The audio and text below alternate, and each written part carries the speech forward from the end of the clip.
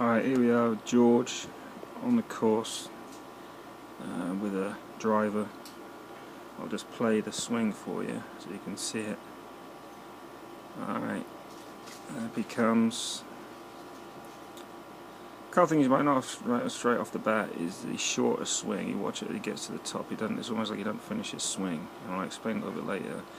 Lack of hinge of the wrist, which is being compensated by a bent left arm.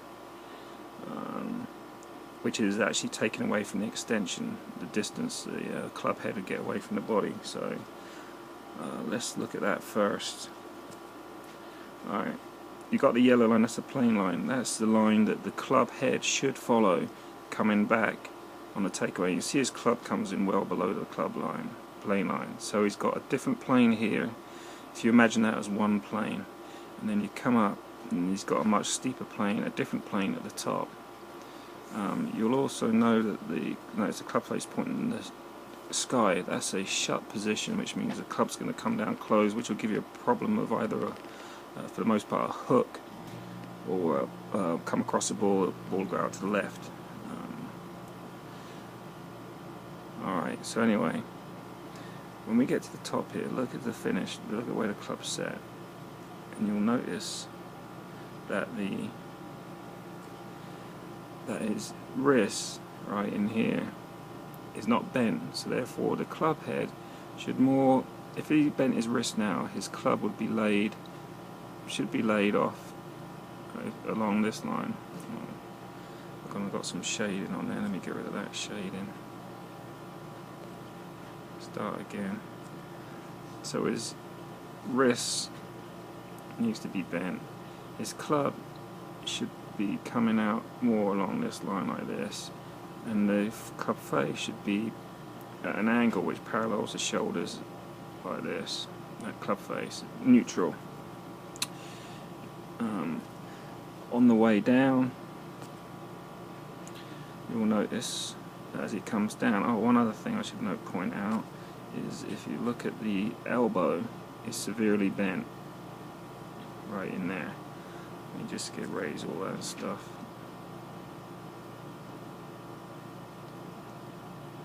Alright, so his elbow is severely bent there.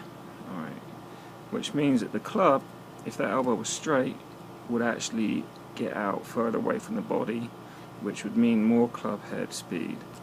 And if you look at that, that club head would actually be further away from the body. So the arc, which is now in here, coming down, his arc would be more out here, coming down, which give more club head speed.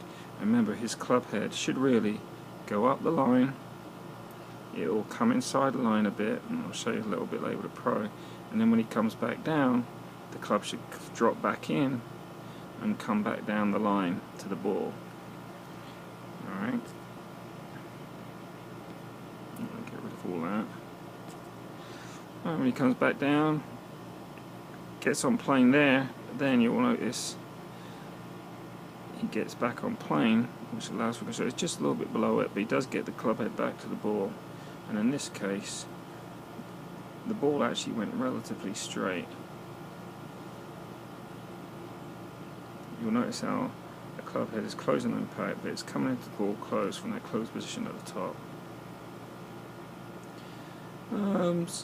Some good things you'll notice from George is he maintains the knee bend throughout. Like a lot of people, when they, including myself, in fact more than it applies to me, so when you come back, generally this left leg, this right leg here, this knee, a lot of people would straighten that up. So they say post off that, but he keeps his flex in there pretty good.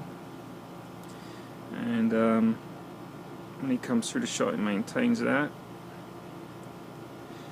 And the other thing he maintains pretty good, you'll notice throughout, is the old spine angle.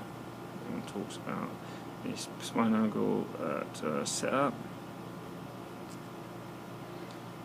is maintained through the swing pretty good, right through the hitting zone. So he feels like he's coming up on the impact, lifting his head, but he really isn't. He's staying down, and he's not coming up until the ball's already gone, so he's not really affecting, he's maintaining his spine angle and keeping his head pretty good. Of course, if you move your head, you're really not affecting the head as much as you are your spine angle if you lift up, you know. And of course physically you just have to lift up coming through. The exit path of the club's pretty good, I'm playing pretty good through the shoulder line, and good finish. So not a lot there. I think for George, if he can, when he gets to here, cock those wrists more, get the club set at the top, will allow his arm, his left arm, just to stay straighter there, and I'll show you that in a minute with mine. And then when you watch a pro, I'll show you my video and you'll see the corrections I've made, and then when he comes back down he'll get more club head speed.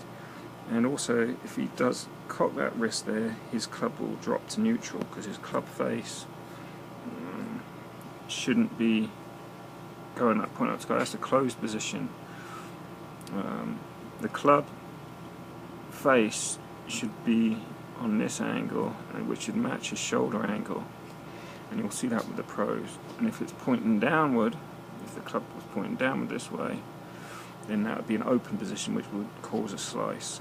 So he's got a closed club face at the top, which is often caused by bowing of the wrist, and an open club face is usually caused by a cupped wrist in this position, in this area here.